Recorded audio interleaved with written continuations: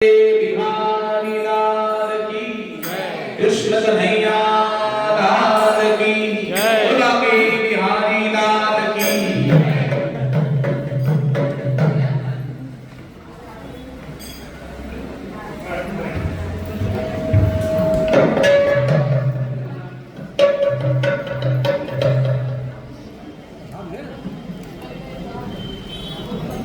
वृंदावन धाम की महिमा बहुत अपार है और जिस पवित्र ऐसे मास में हम लोग यहाँ श्री लक्ष्मी नारायण मंदिर में बैठे हुए हैं, भगवान श्री लक्ष्मी नारायण का दर्शन कर रहे हैं, उनकी आरती दर्शन कर रहे हैं, उनके पवित्र नाम का कीर्तन कर रहे हैं, उनके वैष्णव का संग कर रहे हैं। ये बहुत सौभाग्य हम सभी का है कि हम सभी इस पवित्र ऐसे श्रावण मास में भगवान की इतनी कृपा को प्राप्त करते हुए हरिनाम संकीर्तन, हरि कथा, हरि भक्तों का संग, हरि दर्शन को प्राप्त कर रहे हैं। तो धाम इस मास में कहते हैं 4 मास है, ध्यान से सुनिए, शांति बनाए रखिए, बैठ जाइए। चतुर्मास है। चतुर्मास 4 महीने होते हैं। पहला महीना है श्रावण महीना, श्रावण मास। दूसरा महीना है भाद्रपद मास। तीसरा महीना है अश्विन मास। चौथा महीना कौन सा है? कार्तिक मास। और इन 4 महीनों में भगवान श्री महाविष्णु क्या करते हैं? योग निद्रा धारण करते हैं। भगवान श्रीमन नारायण योग निद्रा धारण करते हैं। भगवान 4 महीने सोते हैं। इसका अर्थ क्या है? इसका अर्थ यह है, भगवान हम जैसे तामस बुद्धि को प्राप्त होकर निद्रा के वशीभूत होकर नहीं सोते। ध्यान से सुनिए, भगवान ने गीता में कहा, प्रकृति क्रियमाणानि गुणे कर्माणि सर्वशः अहंकार मूढ़ात्मा कर्ता इति मन्यते। हम सभी जीव प्रकृति के नियंत्रण में इस संसार में रहते हैं और प्रकृति, जो प्रकृति है भगवान की, वो हम पर कैसे कंट्रोल करती है? 3 गुणों के द्वारा, सत्वगुण, रजोगुण और तमोगुण के द्वारा। जब सत्वगुण प्रधान होता है तो हम लोग अच्छे सत्कर्म करते हैं, पुण्य कर्म करते हैं, दान दक्षिणा तीर्थाटन करते हैं, नदियों में स्नान करते हैं, भगवान के दर्शन करते हैं, नाना प्रकार के दान, वस्त्र दान, अन्न दान, ये सब करते हैं। मैंने पिछली बार यहाँ पे कहा था, हस्तम पवित्रम यदि दान पुण्यम, पादम पवित्रम यदि तीर्थ यात्रा, कंठम पवित्रम यदि नाम घोषम। अगर कंठ तभी पवित्र होता है जब भगवान का नाम घोष लेते हैं। हरे कृष्णा हरे कृष्णा हरे कृष्णा हरे कृष्णा हरे कृष्णा कृष्णा कृष्णा कृष्णा हरे हरे हरे राम हरे राम हरे राम हरे राम राम राम राम राम हरे हरे हरे हरे। भगवान का नाम लेने से हमारी वाणी क्या हो जाती है? पवित्र हो जाती है। और भगवान का अगर सेवा करेंगे, हाथ से भगवान का श्रृंगार करना, भगवान के लिए हाथ मस्तक जोड़ना, या भगवान के सेवा में दान करना, वस्त्र दान, अन्न दान, भूदान, गौदान, भूमि दान, ये करने से क्या होता है? हाथ पवित्र होते हैं। पादम पवित्रम यदि तीर्थ यात्रा, तीर्थ यात्रा करेंगे तो चरण, हमारे पांव पवित्र होते हैं। तो सात्विकता जब बढ़ती है जीवन में तो हम लोग अच्छे कर्म करते हैं, दान पुण्य आदि करते हैं। जब रजोगुण बढ़ता है तो हमारे अंदर काम, क्रोध, लोभ, मोह, मद मात्सर्य, ये विकार बढ़ते हैं, क्रोध बढ़ता है। लेकिन जब तमोगुण बढ़ता है तो व्यक्ति निद्रा को प्राप्त होता है। आलस्य प्रमादोत्तम तत्तामस समुदाभूतम, कृष्ण गीता के 8वें अध्याय में कह रहे हैं, आलसी निद्रा को प्राप्त होता है। तो सोना ये तमोगुण का लक्षण है। तो भगवान जब योग निद्रा धारण करते तो भगवान क्या तमोगुण के अधीन है क्या? नहीं। भगवान श्री महाविष्णु श्रीमन नारायण इन तीनों गुणों से परे हैं। त्रैगुण्य विषया वेदा निश्चय भगवान अर्जुन को गीता में कह रहे हैं तीन गुणों के परे जाओ, क्योंकि तीन गुणों से परे जो विशुद्ध सत्व गुण है उसी में स्थित भगवान नारायण है। इसलिए नारायण को प्राप्त करने के लिए विशुद्ध सत्व गुण यानी सत्व गुण अवस्था से भी ऊपर जाना पड़ेगा, तीनों गुणों से परे जाना पड़ेगा। तो भगवान इस संसार के सत्व रजोगुण और तमोगुण में नहीं फंसते, उससे परे हैं। और उस योग निद्रा में भगवान क्या करते हैं, श्वास प्रश्वास करते, तो भगवान के श्वास प्रश्वास से वेदों की निर्मिति होती है। ऋग्वेद, अथर्ववेद, यजुर्वेद, सामवेद, इन वेदों की निर्मिति होती है। साथ ही साथ भगवान श्वास प्रश्वास करते हुए उनके हर एक रोम से अनंत ब्रह्मांडों की उत्पत्ति होती है। और एक एक ब्रह्मांड में एक एक ग्रह, और उसमें देश है, अनंत देश है, अनंत राष्ट्र है, अनंत प्रांत है, नगर आदि है, अनंत जीव है, हम समझते। तो भगवान सोते हुए भी क्या कर रहे हैं, सृष्टि की निर्मिति कर रहे हैं, निर्माण कार्य कर रहे हैं। हम लोग सोते हुए केवल क्या करते हैं, खर्राटे बनते हैं और हमारे खर्राटों से दूसरों को परेशान करते हैं। अच्छा, सोते हुए किसी को अपना यहाँ नाम पूछा जाए तो आप बता सकते हैं? अकस्मात कोई उठा दे नाम पूछे तो नहीं बता पाओगे। सोते हो कितनी निद्रा में रहते, स्वप्नावस्था में रहते हैं, हम कहां पर हैं, कहां सो रहे हैं, कुछ भी याद नहीं रहता। लेकिन भगवान की योग निद्रा और हमारी योग निद्रा में, हमारी कौन सी है, तमस निद्रा, तमोगुणी निद्रा के अवश्यभूत होते हैं। लेकिन भगवान योग निद्रा धारण करते हैं, उस अवस्था में भगवान क्या कर रहे हैं, श्वास प्रश्वास से वेदों की निर्मिति कर रहे हैं, हर एक रूप से अनंत ब्रह्मांडों की उत्पत्ति कर रहे हैं। तो भगवान और हमसे बहुत अंतर है। और भगवान की योग के 4 महीने के लिए, भगवान के लिए तो कुछ क्षणों की है, हमारे लिए वो 4 महीने ऐसे व्यतीत हो जाते हैं, श्रावण, भाद्रपद, अश्विन और कार्तिक। लेकिन भगवान के लिए तो कुछ क्षणों का मामला है, कुछ क्षण भगवान क्या करते हैं, योग धारण करते हैं। तो भगवान कहते हैं कि जो भी भगवान के नाम का भजन करता है, भगवान की आंखें जब खुली है, भगवान जब देखते हैं, तो जो भी करता है नाम भजन, हरे कृष्ण कृष्ण कृष्ण हरे हरे, हरे राम राम राम हरे हरे, तो निहाल हो जाता है, कृपा प्राप्त करता है। लेकिन भगवान को 4 महीने इस योग निद्रा धारण करते, आंखें बंद कर लेते। तो किसी भक्त ने प्रश्न पूछा कि प्रभु आपकी आंख खुली हो, हम जब आपका नाम कीर्तन करें तो हमको फल मिलेगा, लेकिन आंख आपकी बंद है, हम कीर्तन करेंगे, जप करेंगे, हरि कथा श्रवण करेंगे, सेवा करेंगे, आप तो देख ही नहीं पाओगे, तो हमको फल कैसे प्राप्त होगा? तो भगवान बोले चिंता मत करो, आंखें खुली होगी तो तुम्हें कृपा कर ही दूंगा। लेकिन आंखें बंद होने के बावजूद भी जो इस 4 महीनों में मेरे नाम कीर्तन करेगा, मेरी सेवा करेगा, मेरे नाम का भजन करेगा, पवित्र तीर्थों में स्नान करेगा, धाम की यात्रा करेगा, विग्रह की सेवा करेगा, हरि कथा श्रवण करेगा, वैष्णव की सेवा करेगा, वो मेरी कृपा सबसे अधिक प्राप्त करेगा।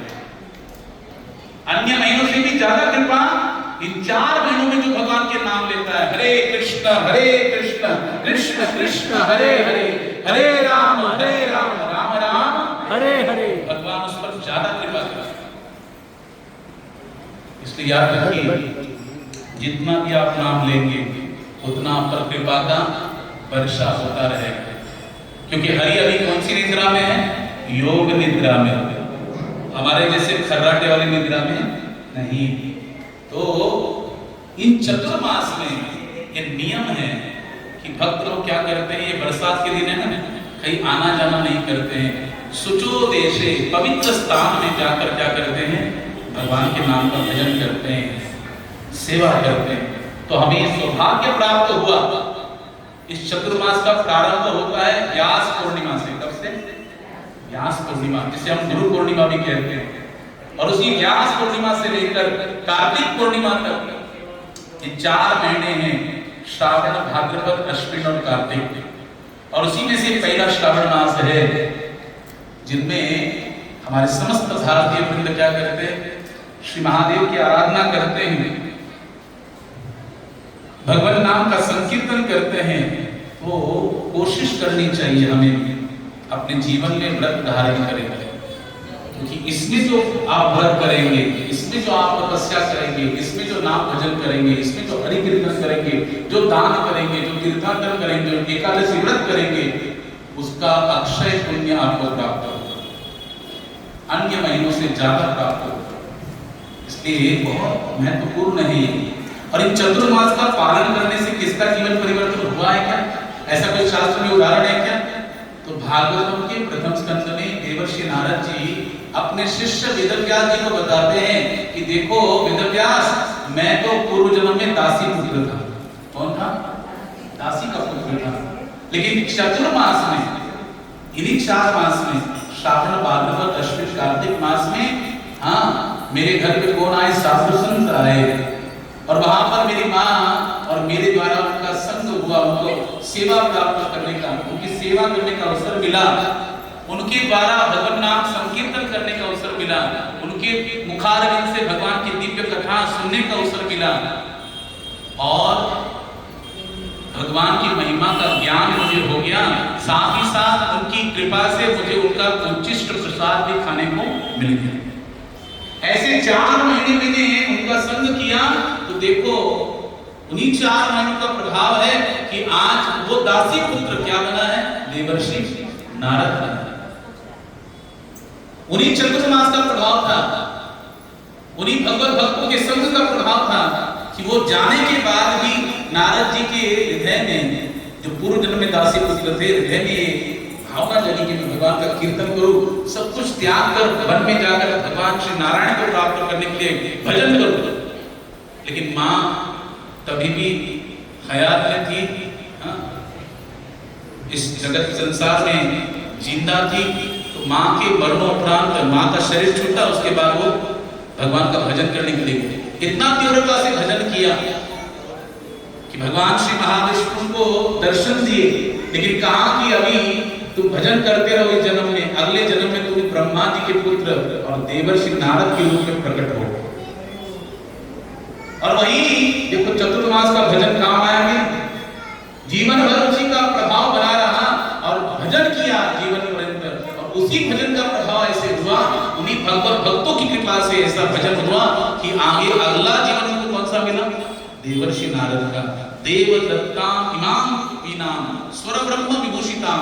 भागवत में कहा गया, सुखदेव जी कहते भगवान ने स्वयं देवदत्त नामक वीणा नारद जी को, नारद जी के हाथ में जो वीणा है भगवान ने दिया, देवदत्त वीणाम इमाम, ये वीणा भगवान ने दिया।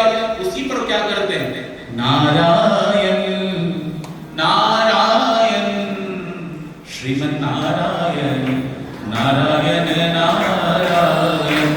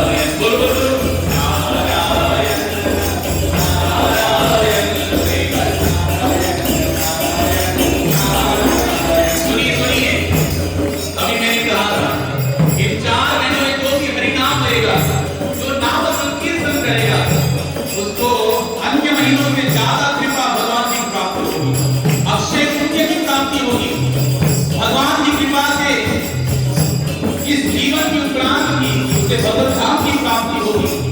इसलिए भगवान का नाम लेने में कंजूसी मत करो। भगवान ने हाथ दिए हैं, नाम की तुमने ताली बजाई है। भगवान ने दुख दिया है, उस दुख से भगवान का नाम लीजिए।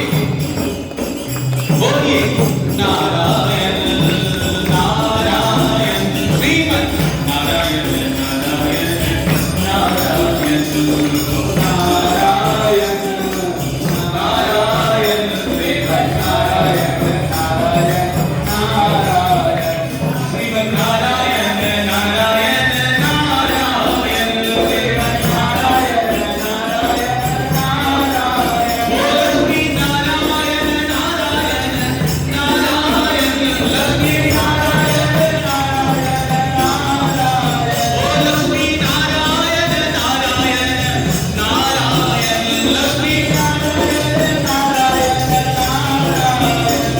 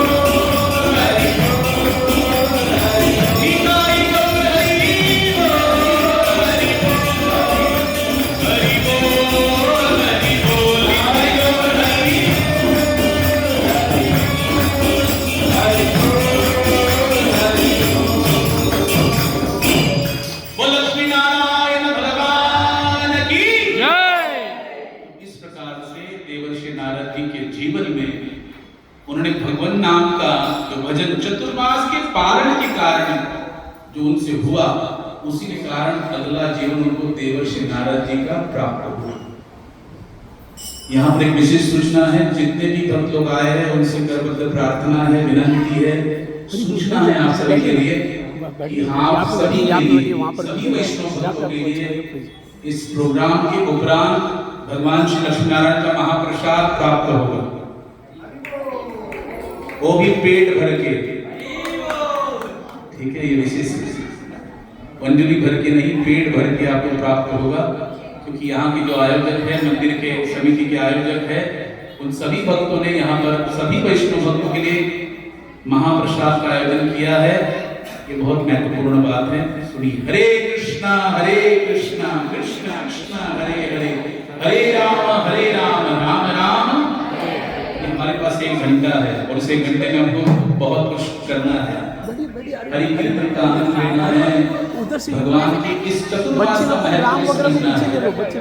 इसलिए कृपा करके जितने भी भक्त हैं, मैं उनसे करबद्ध प्रार्थना करता हूँ कि जरा शांति बना के रखिए, आवाज मत कीजिए।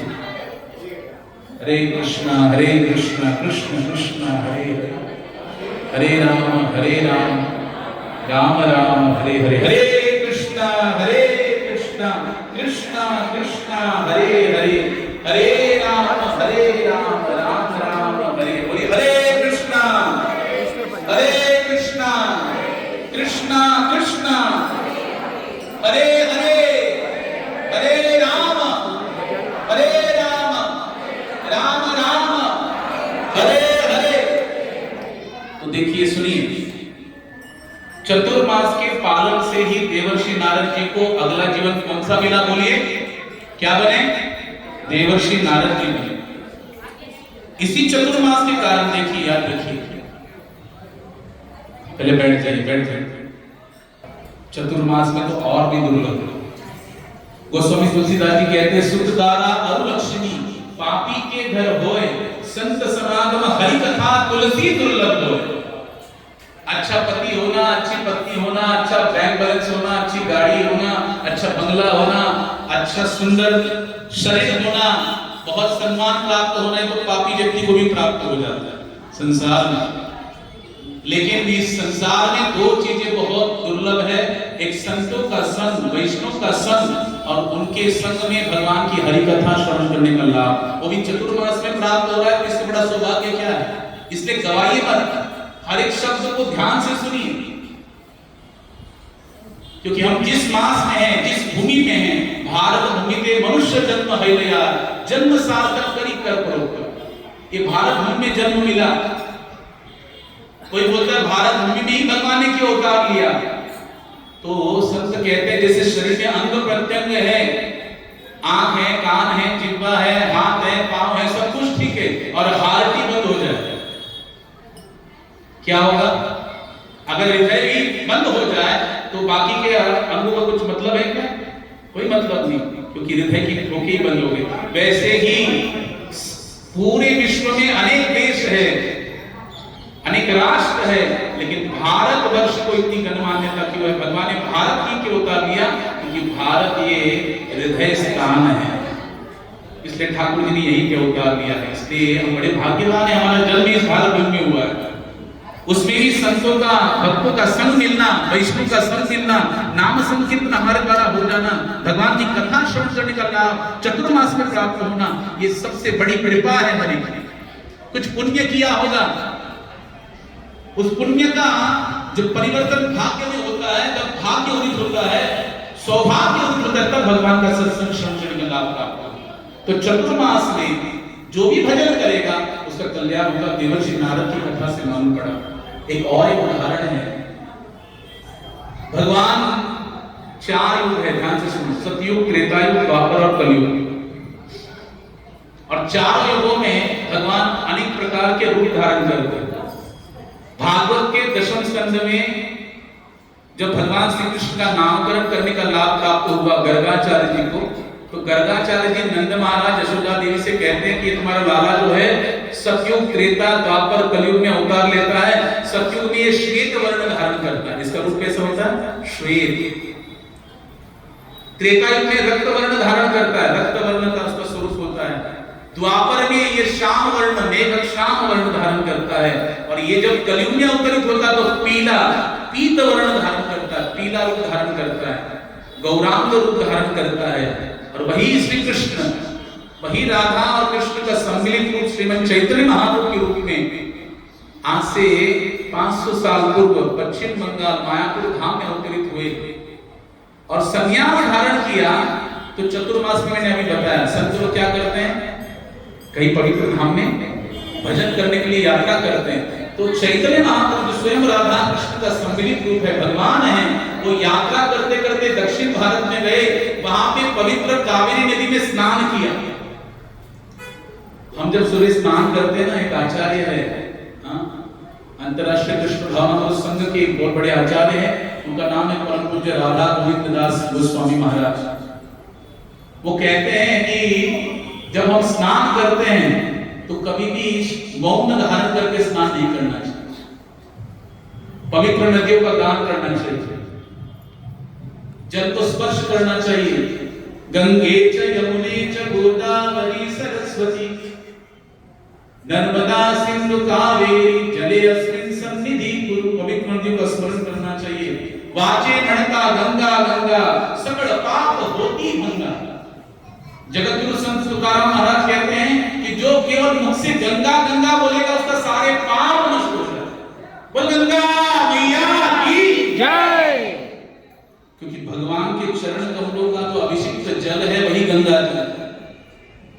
जब वामन अवतार लिया भगवान ने और बलि से 3 पग भूमि मांग ली, दूसरा पग जब गया ना ऊपर ब्रह्मलोक में, तो ब्रह्मलोक के परिधि का छेदन करते वो कारण जल के समुद्र जो जल है कारण समुद्र का, उसके जल के द्वारा भगवान का अभिषेक का जल ही ब्रह्मा जी ने अपने कमंडलों में एकत्रित किया।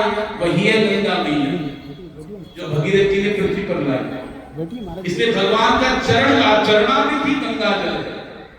इसलिए गंगा जी का स्मरण करना चाहिए। सुबह सुबह हरिनाम कीर्तन करना चाहिए। भगवत गीता का पाठ कर सकते, कोई अध्याय याद है उसको उच्चारण करो, लेकिन मौन रहकर नहीं करना चाहिए, बोलते हुए हरिनाम लेते लेते स्नान करना चाहिए। तो पवित्र नदियों में इस महीनों में स्नान करना चाहिए। तो चैतन्य महाप्रभु स्वयं कृष्ण दिखा रहे आचरण से कावेरी नदी में स्नान किया और जाकर वहां पर श्री रंगनाथ जी का मंदिर है। श्रीरंगम में जाएंगे ना दक्षिण भारत में, रंगनाथ जी भगवान ऐसे सोए हुए हैं, विश्राम करते रंगनाथ जी में। तो वहां पर चैतन्य महाप्रभु ने भगवान का दर्शन किए और वहां पर उदंड नृत्य कीर्तन किए। तभी एक श्री संप्रदाय के वैष्णव थे, उनका नाम था वेंकट भट्ट। क्या नाम था? श्री वेंकट भट्ट। उन्होंने देखा इतना अजानुलंबित पूजा है और गौरांग रूप है, नाम संकीर्तन में लगे, सन्यासी है, तो क्या किया, अपने घर में उनको आमंत्रित किया। इन 4 महीनों में हमें वैष्णव सेवा करनी चाहिए, वैष्णव को अपने घर में आमंत्रित करना चाहिए और उन्हीं वैष्णव के द्वारा हरिनाम संकीर्तन हरि कथा का श्रवण करना चाहिए, उनको महाप्रसाद खिलाना चाहिए, उनको उपहार भेंट करना चाहिए, उनकी कृपा आशीर्वाद प्राप्त करनी चाहिए। तो सन्यासी को लेके आए, बोले हमारे घर में रहिए, आप चतुर्मास है, आप यहाँ जाएंगे, यहीं पे वास कीजिए, हम आपकी सेवा करेंगे। और 4 महीने तक भगवान श्री चैतन्य महाप्रभु श्री वेंकट भट्ट के यहाँ पे रहे। इसको ऐसे पकड़ो। और क्या करते थे, रोज भगवान के चरणों का अभिषेक पकड़ना नहीं, हाँ बस आवाज से कुछ। और वो अभिषेक जल जो है खुद ग्रहण करते थे, अपने बच्चों को भी पिलाते थे। उन्हीं का बच्चा है, उनका नाम था गोपाल। क्या नाम? श्री गोपाल भट्ट। उसी को भी 4 महीने रोज भगवान चैतन्य महाप्रभु करते थे। अनेक लोग रोज उनको अपने अपने घरों में आमंत्रित करते थे, तो महाप्रभु उनके घर में जाते थे, भगवान स्वयं उनके घर का महाप्रसाद ग्रहण करते थे और सुबह शाम हरि कथा करते थे। इस घर में ये कथा, दूसरे घर में दूसरी कथा, तीसरे घर में तीसरी कथा, चौथे घर में चौथी भगवान की लीला कथा गाय करते। जैसे 4 महीने व्यतीत किए और 4 महीने व्यतीत करने के बाद पुनः अपने जगन्नाथपुरी धाम में आए। वहां पे 18 साल रहे भगवान स्वयं चैतन्य महाप्रभु। तो वेंकट भट्ट का जो पुत्र है गोपाल भट्ट, उसको 4 महीने चतुर्मास में किसका संग मिला? बोला भगवान का। स्वयं भगवान का उनको संग प्राप्त हुआ। भगवान के मुख से हरि कथा श्रवण किया, भगवान के साथ नाम कीर्तन किया, नृत्य किया, भगवान का उच्चिष्ट ग्रहण किया। हम हम भगवान को भोग लगाते हैं ना, तो ये महाप्रसाद, ये भोग होता है, लेकिन जब भगवान खाते तो क्या हो जाता है? महाप्रसाद हो जाता है, भगवान का उच्चिष्ट। लेकिन एक आचार्य हमारे कहते हैं, महाप्रसादे गोविंदे नाम ब्रह्मणि वैष्णवे स्वल्प पुण्यवतम राजन विश्वासो नैव जायते। आचार्य कहते हैं जो पापी व्यक्ति है, जो पुण्यवान नहीं है, या जिसके पास पुण्य बहुत कम है, ऐसे व्यक्ति को वैष्णव अच्छा नहीं लगता, भक्त अच्छा नहीं लगेगा, संत का दर्शन थैंक यू। उसको भगवान का महाप्रसाद दो तो गुटखा खा लेगा, तंबाकू खा लेगा, लेकिन महाप्रसाद नहीं खाएगा। ये क्या दे रहे हैं? तंबाकू का दो मल्टीपुल खा लेगा, लेकिन महाप्रसाद नहीं खा पाएगा। क्यों नहीं खा पाएगा? क्योंकि पुण्य न होने के कारण भगवान के महाप्रसाद की महिमा को नहीं समझ पाता। पुण्य नहीं होने के कारण भगवान के वैष्णव ब्राह्मण का भी महत्व नहीं समझ पाता, और पुण्य नहीं होने के कारण भगवान का नाम भी नहीं ले पाता। इसलिए याद रखना, उस अवस्था में उस छोटे से बालक गोपाल भट्ट को भगवान का संग प्राप्त हुआ, नाम कीर्तन प्राप्त हुआ, दर्शन प्राप्त हुआ, उनके चरणों का अभिषिक्त जल प्राप्त हुआ, नहीं उनका महाप्रसाद भी प्राप्त हुआ। इसका प्रभाव क्या हुआ? आगे चल के वही छोटा सा गोपाल भट्ट एक महान आचार्य बने। ब्रह्म मार्ग गौड़ीय संप्रदाय के आप वृंदावन में जाओ, वृंदावन में आज भी लाला श्री कृष्ण कन्हैया राधा रानी और गोपियों के साथ दिव्य रास लीला करते, नित्य प्रतीक वो वन है निधि वन। कौन सा वन बोलो? और उस निधि वन के बगल में ही लग के श्री राधा रमण मंदिर, वो राधा रमण भगवान की जय। ये राधा रमण जी किसके द्वारा प्रकटित है? ये शालिग्राम शिला, ये ठाकुर जी है ना जो राधा रमण। कृष्ण कैसे हैं? त्रिभंग ललित श्याम सुंदर रूप है, यानी गर्दन टेढ़ी, कमर टेढ़ी, पैर भी टेढ़े।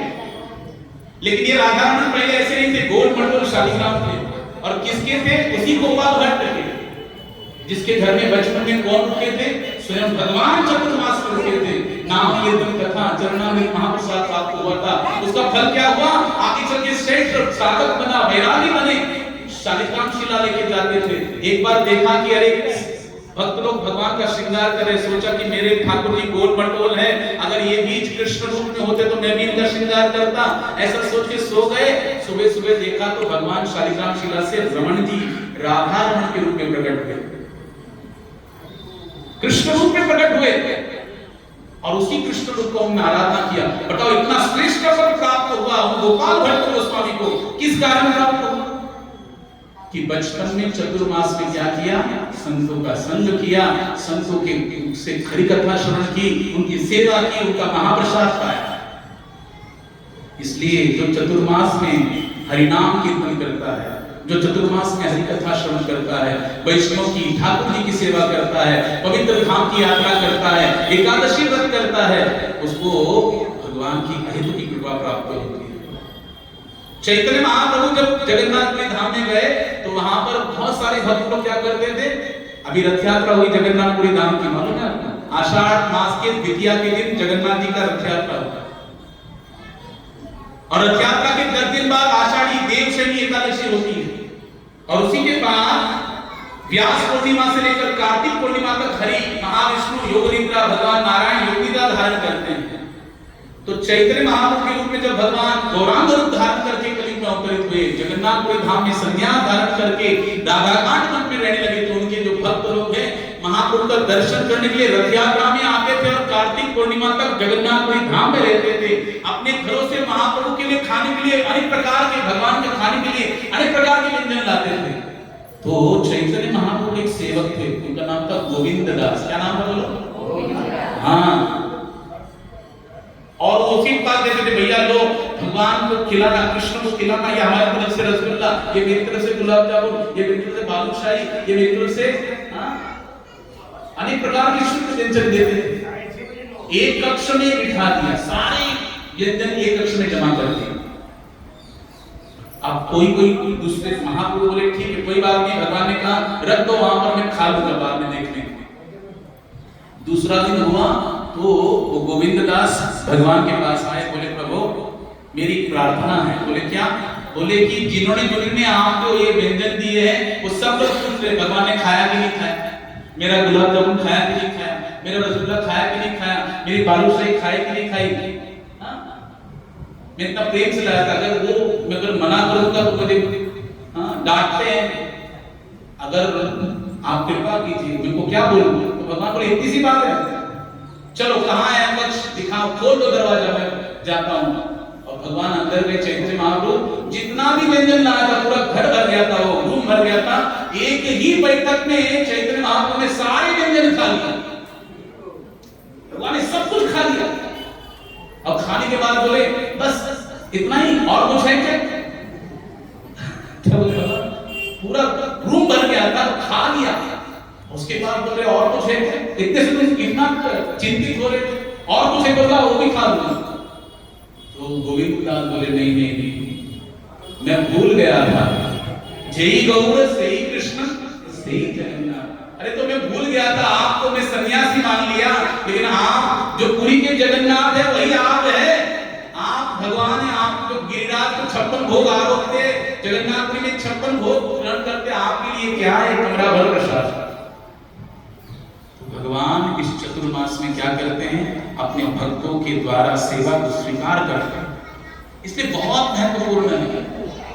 हमारी भारतीय संस्कृति का हर एक, हमारे शास्त्र का हर एक जो व्रत है, उपवास है, बहुत महत्वपूर्ण है। एकादशी हम करते कि नहीं? एकादशी क्यों करना चाहिए?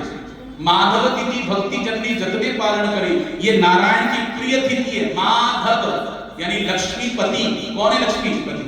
बोलो नारायण। अगर में खड़े भी लक्ष्मी, उन्हीं नारायण की प्रिय तिथि है एकादशी। हर महीने में 2 पक्ष होते, कृष्ण पक्ष और शुक्ल पक्ष। हर पक्ष में 15 दिन होते हैं, और 11 1 2 3 4 5 6 7 8 9 10 और 11 उसको बोलते एकादशी। इसमें 2 है, एक और दशी यानी 10 यानी 10। दशी मतलब 10 और 1 हो गया 11, 10 और 1 कितने हो गए? 11। तो हमारे शरीर में कितनी इंद्रिय है? 5 ज्ञानेंद्रिय। ध्यान से सुनो, आंख, नासिका, जिह्वा, कर्ण और त्वचा, ये ज्ञानेंद्रिय। 5 ज्ञानेंद्रिय हो गए। 5 कर्मेंद्रिय, हाथ, पांव, वाणी, उपस्थ और गुदा, ये क्या है? 5 कर्मेंद्रिय। और 11वां मन। आप बोलेंगे मन कहाँ इंद्रिय है? तो कृष्ण ने गीता के 10वें अध्याय में कहा है, इंद्रियाणाम मनश्चासि। इंद्रियों में मैं मन हूं, यानी मन भी एक इंद्रिय है। तो ये हो गए ना 11। उन 11 को क्या करना है? उपवास करके। उपवास का अर्थ होता है उप यानी निकट, वास मतलब रहना। तो भगवान के निकट रहना। उस दिन एकादशी में ठाकुर का भजन करना, ठाकुर की सेवा करना, ठाकुर की कथा श्रवण करना, व्रत वैकल्य ठीक से करना, ये है एकादशी। ये करने से क्या होगा? धीरे धीरे इंद्रियों पर, मन पर नियंत्रण आएगा, मन भगवान में लगने लगेगा। और याद रखो, जिसका मन भगवान में लग गया उसका बेड़ा जगत से पार हो गया। केवल एक ही ऐसा इंद्रिय है जो हमको फंसा रहा है बार बार, वो है मन। इसलिए भगवान ने वही मांगा है। और मन कैसे लगेगा? जब मन को निरंतर भगवान की सेवा में, नाम में लगाओगे। तो ये चतुर्मास उसी के लिए दिया। इसमें विधि है, निषेध है। क्या करना चाहिए? बोले चतुर्मास में क्या करना चाहिए? भक्त लोग 4 महीने पालन करते हैं। तो 4 महीने में कौन सा महीना? श्रावण मास, भाद्रपद मास, अश्विन मास और कार्तिक मास। पहला जो मास है श्रावण मास, इसमें हरी पत्तेदार सब्जियों का त्याग करते हैं। पालक हो गई, मेथी हो गई, चौली की हरीदार सब्जियां हो गई, इसका त्याग करते हैं भगवान की प्रीति। दूसरा महीना भाद्रपद मास, उसमें भक्त लोग भगवान के लिए दही का त्याग करते हैं, दही नहीं खाते हैं दूसरे महीने भाद्रपद मास।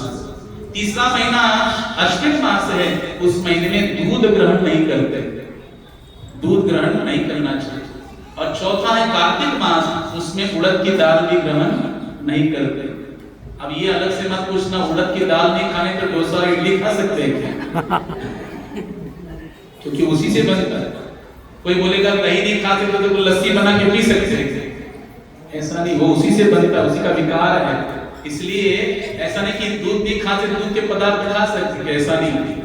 जो भी नियम है उसको पालन करना चाहिए। दूसरी बात, इस महीने में क्या आती है, 4 महीने हैं, एक महीने में 2 एकादशी होती है, तो 4 महीने में कितनी हो गई, 8। ये 8 एकादशी अगर हम चाहें तो निर्जल करें, कठोरता से करें, नहीं कर सकते तो फलाहार करके करें, वो भी नहीं कर सकते तो कैसे भी करके नियम पूर्वक एकादशी धारण करें। उस दिन अन्न ग्रहण नहीं करना चाहिए। एकादशी करने से क्या होता है, कंफर्म टिकट मिलता है वैकुंठ में। तुकाराम महाराज कहते जासी खड़े एकादशी जाने लागे विष्णु शासन। जो एकादशी करता है वो भगवान विष्णु के धाम को प्राप्त होता है, वैकुंठ को प्राप्त होता है। और जिसके पास पुण्य का बल होगा वही एकादशी करेगा। जो ये एकादशी नहीं करता, जिसको एकादशी पसंद नहीं है, यमराज के थ्रू उसके बल जबरी कहां लेके जाते हैं, हाँ वही नरक में लेके जाते हैं। जासी नागड़े एकादशी तो चिताची नरक वास। तुकाराम महाराज कह रहे हैं कि जिसको एकादशी वो जो नहीं करता है वो जीते जी नरक का वासी है। इसलिए माधव की प्रिय तिथि एकादशी को 8 एकादशी आती है 4 महीने में, उसको पालन करना चाहिए। और एक बात, पवित्र धाम में रहना चाहिए। अगर हो सके वृंदावन धाम, द्वारिका, जगन्नाथपुरी ऐसे पवित्र धामों में रहो। अगर वो नहीं हो सकता है तो महीने में 4 महीने में कभी तो एक आध बार 7 दिन के लिए, 5 दिन के लिए, अगर वो भी संभव नहीं है तो लक्ष्मी नारायण मंदिर है। हाँ, हमारे इस्कॉन के इतने बड़े बड़े टेम्पल्स हैं, जू का मंदिर है, राधा गोपीनाथ है, कहां कहां बहुत सारे मंदिर हैं। या पवित्र ऐसे लक्ष्मी नारायण मंदिर जैसे अभी आप कॉटन मिल में जाएंगे, राम मंदिर है ना, कितना सुंदर राम जी का श्री विग्रह है। यहाँ पर लक्ष्मी नारायण में कितना भगवान का सुंदर श्री विग्रह है। तो वहां पे जाइए, भगवान की कथा को श्रवण कीजिए, नाम संकीर्तन करना चाहिए, भागवत का श्रवण करना चाहिए। अगर हो सके तो नीचे सोना चाहिए, चटाई पे सोना चाहिए, पलंग नहीं सोना चाहिए। और एक नियम है, वैष्णव भक्त लोग क्या करते हैं अपने जीवन में कुछ नियम, जैसे मैंने कहा खाने का एक नियम है। पहले महीने में हरी पत्तीदार सब्जियां नहीं खाना, दूसरे महीने में दही, तीसरे महीने में दूध और चौथे महीने में उड़द की दाल। और एक नियम क्या कहते हैं कि जितना हो सके दान पुण्य करो। इन 4 महीने में आप जितना भी दान करोगे, लेकिन दान भी सुपात्र को करो। ऐसा नहीं कहीं भी दे दिया हो गया, ऐसा नहीं। जहां पर प्रॉपर भगवान की सेवा में, वैष्णव सेवा में, परमार्थ के कार्य में कहीं पे लग रहा है तो उसमें आपको सेवा करनी चाहिए। गीता भागवत का अध्ययन करना चाहिए, श्रवण करना चाहिए, और जितना हो सके नाम जप करना चाहिए। हरे कृष्णा कृष्णा कृष्णा कृष्णा हरे हरे।